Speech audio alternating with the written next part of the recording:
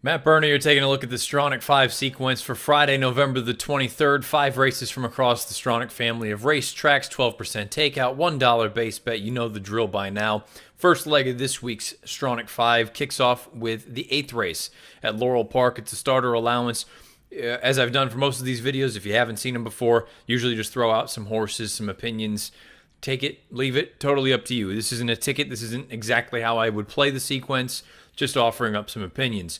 This is a sequence, though, where I feel like there are a few races where you might want to spread a little bit deeper than others. So accordingly, there's a few in here that I want to get a little bit narrow so you can save on the budget. This race, the first one, Laurel's 8th, the starter allowance is one of those where I would single the 6. Saratoga Wildcat is the fastest horse in the race. What this horse has done throughout his career, the highest last out buyer in the field with an 88. This is a 7-time winner from 38 lifetime starts. I just feel like if this one runs his best race, he's just the best horse in the race. There also happens to be a very, very fair amount of speed in this race.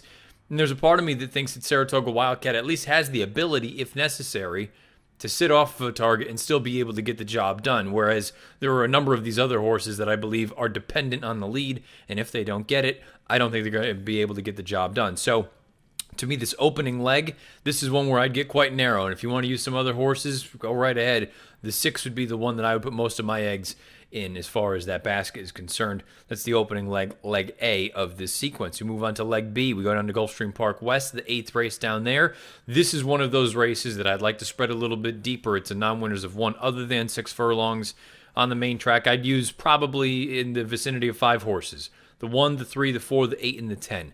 The 1 is Our Next Roll. This is a horse that if I had to just look at it on paper, I'm saying this is the speed of the speed, not only because you have Paco Lopez up, but you've drawn down on the inside.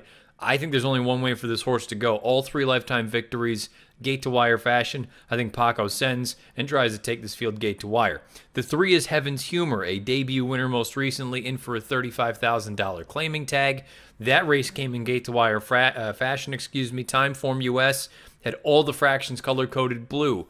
Something tells me that this filly is going to take a lot more pressure early on, or she's going to see more heat than she did in that career debut. The buyer came back competitive, but there's a part of me that wonders, is she able to successfully sit off of a target like the sort of classy older horse, Our Next Roll? I think there's a real scenario where you have to use her just in case she proves that she can handle it, but I'd be lying if I said I was totally convinced that it would work out for her.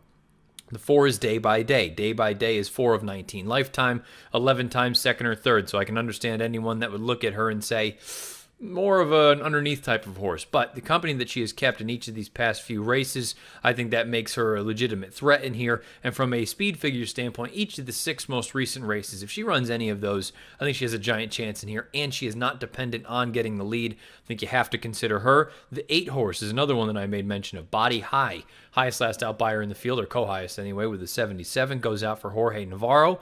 Comes down from Parks. Most recently was in a beaten claiming event.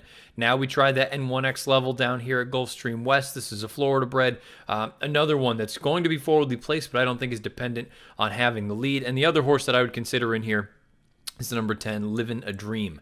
Another Navarro horse. Most recently was in a non-winners of one other than at Penn National, going long. So, giant turn back in distance.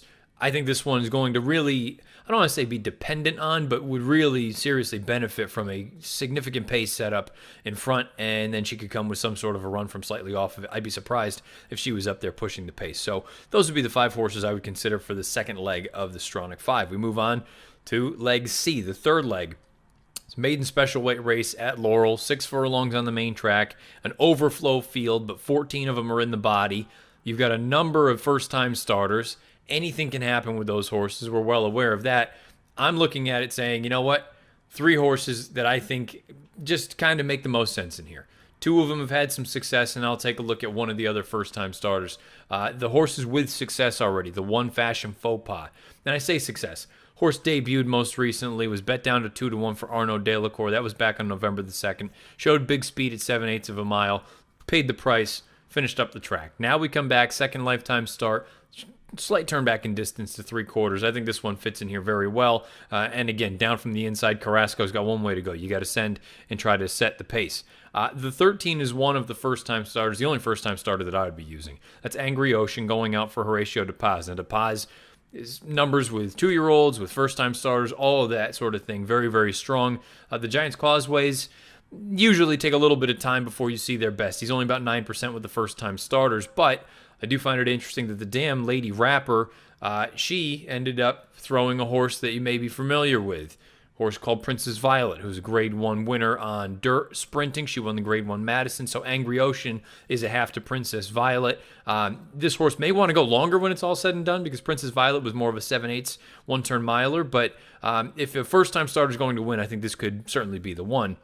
And then the outside runner, the 14, Miss Philly Dilly, has been facing much better horses, was the favorite in a stakes race most recently as a maiden. She's 0 for 3, but from a Beyer standpoint, she has 3 races that are faster than anything that we've seen so far from this field. So I think you have to use her. Maybe you don't want to stand on her, but I think you have to at least consider using her. So 1, 13, 14 for me in the 9th at Laurel. We go back to Gulfstream Park West for the 9th race, and this is a race where I would get narrow again.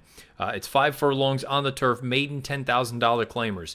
If the 7-horse Shanghai Storm can't win in this spot, I don't know that he's ever going to win. You're getting another drop in class from the maiden 16 level down to the maiden 10 level. This horse has shown speed throughout his entire career. He's 0 for 12, and he's run second or third on 4 occasions. The turf is where I think he's done his best running so far. They've campaigned him at slightly longer distances. It hasn't worked. They've campaigned him at shorter distances. It hasn't worked. He drops to the lowest level of his career. If he can't get it done here, he may not ever get it done because this is a situation where there's really not a lot of other speed in this race. I suppose the outside horse, Dr. Dudley, could show a little bit of early speed, but I just don't think there's anyone that's going to go with this horse. You have Paco aboard. If Shanghai Storm can't get it done here, I don't know that he'll ever get it done. I'm going to stand on him here. And I can understand anyone that says that's silly. You got to use some other horses because he's proven to be, unreliable. Totally fair. Totally understand. But if I'm going to spread in some other legs, I got to get narrow. This is going to be one of those races. The 7 Shanghai Storm is the one I'd lean on in the 9th race at Gulfstream West. And we get to the payoff leg, the final leg of this week's Stronach 5. We go out to Golden Gate Fields for their 5th race. This is a maiden $12,500 claimer.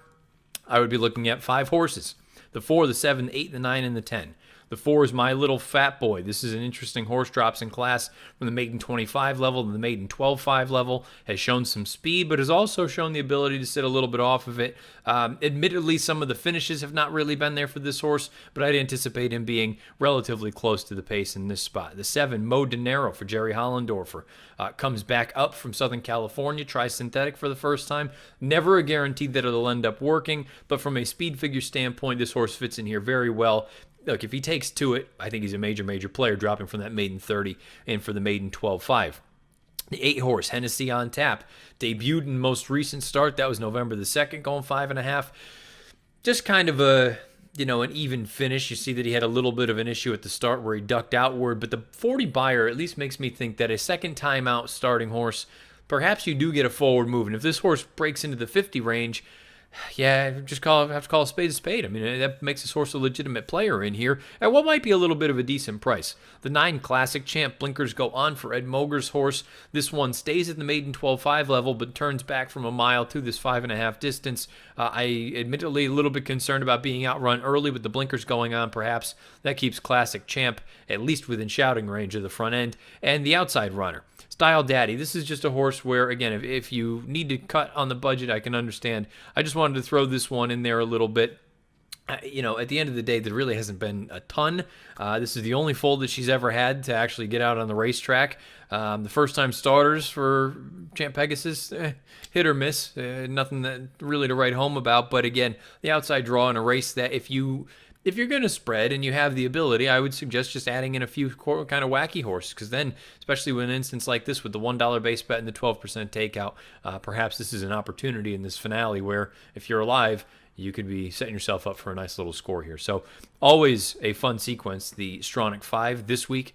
No different. The Black Friday edition of the Stronach 5. Scheduled post time for the first leg, leg A, the 8th race at Laurel Park. It's the starter allowance, going 5.5 furlongs in the main track. Scheduled post time for that race is 3:55 Eastern. Good luck.